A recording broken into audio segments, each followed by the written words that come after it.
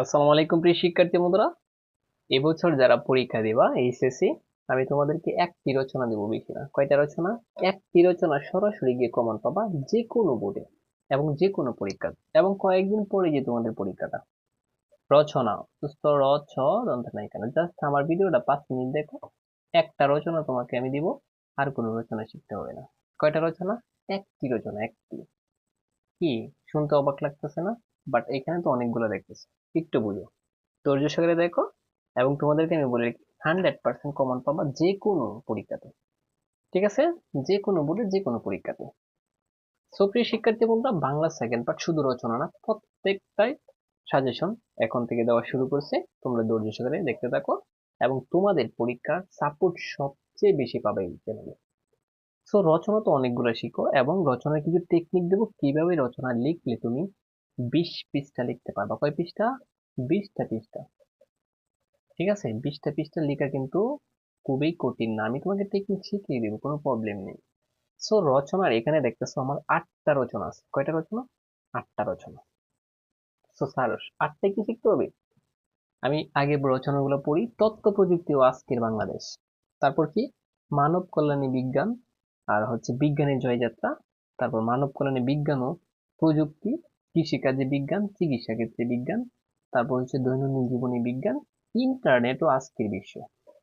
সবচেয়ে মজার বিষয় হচ্ছে, এখনই বলে দিই, এগুলা এখানে যে 8টা, এই 8টা থেকে যে কোনো একটা কমন পড়বে। এবং এই 8টা হচ্ছে একটা নিয়মে লিখতে পারবা। কয়টি নিয়ম? একটি নিয়ম। এবং এই 8টি আসলেই জাস্ট একটাই লিখবা। তার মানে কি, রচনা কয়টা দিলাম আমি? 8টা। আর 8টা দ্বারা কয়টার কাজে দিয়েছে? একটা। মানে এগুলো সব কিছু থাকলেই এখান থেকে যে কোনো পরীক্ষাতে 100% কমন পেতে পারবা। মানে কি বলবো, 99.99, আমি 100%ও বলে দিতে পারবো। কারণ আমি বিগত সালে যত রচনা সাজেশন দিয়েছি, প্রত্যেকটা বলে 100% কমন করছে। এবং পরে পরবর্তীতে বলবে, ভাইয়া আপনি কি প্রশ্ন পাইছেন নাকি? আমি বলবো না, এগুলো স্টুডেন্ট পড়াইতে পড়াইতে একটা কনফিডেন্স হয়ে গেছে আমাদের, বুঝছো? সো যাই হোক, আমি যেটা বলতে চাচ্ছি, এখানে রচনা যে 8টি না, এই 8টা, 8টা না, এখানে একটা। কারণ কি জানো? মানব কল্যাণে বিজ্ঞান, বিজ্ঞানের জয়যাত্রা, একই কথা। হুম, এগুলো সবগুলো হচ্ছে বিজ্ঞান সম্পর্কে। তার মানে যে বা বে আসুক, তুমি মানে এখান থেকে যে কোনো একটা আসলেই শুধু একটাই শিখবা, এবং একটা আসলে এভাবে লিখতে পারবা। যেমন দৈনন্দিন জীবনে বিজ্ঞান আসলে তুমি যদি এটা শিখো ভালো করে, তাহলে চিকিৎসা ক্ষেত্রে জাস্ট টপিক্সটা একটু চেঞ্জ করে দিলে হয়ে গেছে। এখন স্যার, আমি কেমনে লিখবো আমি তোমাকে বোঝাবো। প্রথমে ভূমিকাটা এভাবে শুরু করবা। এই 8টা থেকে যে কোনো একটা আসলেই ভূমিকাটা কি দ্বারা শুরু করবা? এটা দ্বারা। দেখো, আমি ভূমিকা থেকে কিছু বলে দিচ্ছি তোমাদেরকে।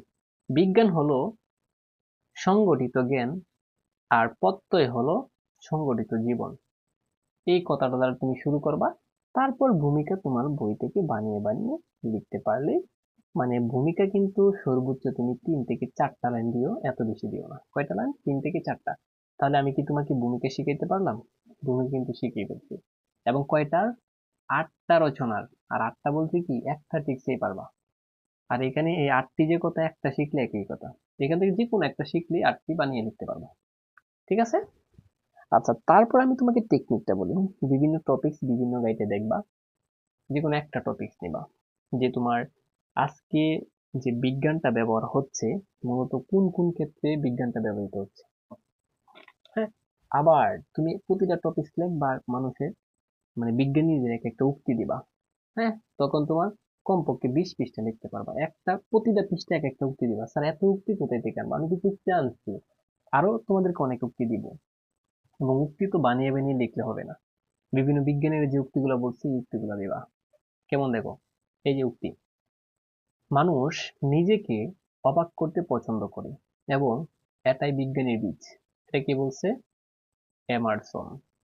বিজ্ঞানী এমারসনে বলছে। আমি যে উক্তিগুলো দিচ্ছি এগুলো মুখস্থ করে ফেলবা, এবং এই উক্তিগুলো কেমনে লিখবা আমি তোমাকে বলি। কবিতা সিস্টেমে লিখবা। আমি তো এখানে এইভাবে লিখলাম, আমি তোমাদেরকে বুঝাবো যে আমি, তুমি কোন সিস্টেমে লিখবা। কবিতা সিস্টেমে লিখবা।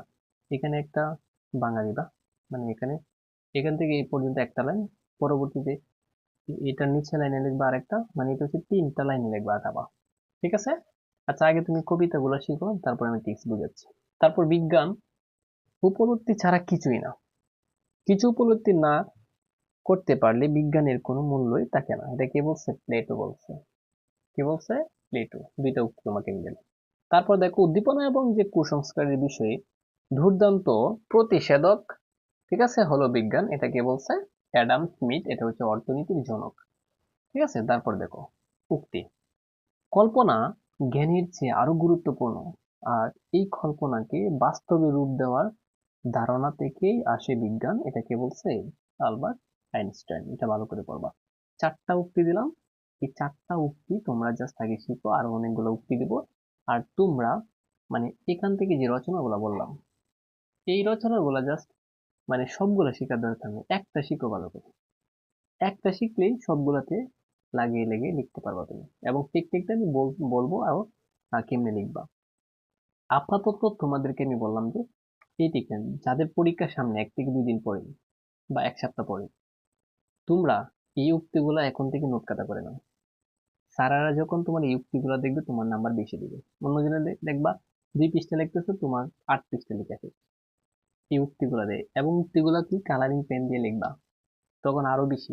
আমি যখন তোমার রচনা লিখছি তখন 20 পৃষ্ঠা আমি লিখছি। এবং আমি বাংলাতে 100, মানে 100, দুইটা মিলে 160 পেলে এ প্লাস। আমি পাইছি 161।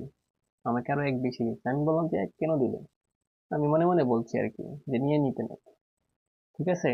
সো আমি চেষ্টা করবো যে তুমি যাতে আমার মতোই নাম্বারটা পাও, বাংলাতে বিশেষ করে প্রত্যেকটা অধ্যায়। সেই শিক্ষার্থী বন্ধুরা, এইভাবে উক্তিগুলো তোমরা নিজে নিজে মানে মোবাইলে সার্চ করে বা বিভিন্ন গাইড থেকে বা টেস্ট থেকে বের করে এভাবে লিখবা। কমপক্ষে তুমি 10টা উক্তি শিখবা। কয়টা উক্তি? কমপক্ষে 10টা উক্তি। আর 10টা উক্তি যখন 10 পৃষ্ঠায় লিখবা, উক্তি, আচ্ছা তুমি যদি এই উক্তিটা লিখো একটা পৃষ্ঠায়, তখন একটু স্পেস দিবা।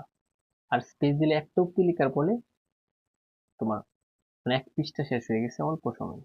এভাবে হচ্ছে টেকনিক। টেকনিক দিবা। স্যারেরা তো তোমার এই যে উক্তিগুলো দেখবে বেশি। এত পড়ার কি সময় আছে? আশা করি বুঝতে পারছো তো এই শিক্ষার্থী বন্ধুরা। তার মানে আমি যে 8টা দিয়েছি, 8টা মানে কি একটা, আগে এটা বুঝতে হবে। আর এই যে কোনো একটা ধারণা জাস্ট একটু পড়ে নেবা। আর টপিক গুলো কোন কোন টপিক গুলো তুমি লিখবা। ঠিক আছে, টপিক ধীরে ধীরে তো লিখতে হবে। এই টপিক গুলো জাস্ট একটু মুখস্থ করে যাবা, আর একটু ধারণা নিয়ে যাবা, তখন বানিয়ে তুমি 20 পৃষ্ঠা নেটে লিখতে পারবা। সো দেখা হবে তোমাদের সাথে অন্য একটা সাজেশনের ভিডিওতে।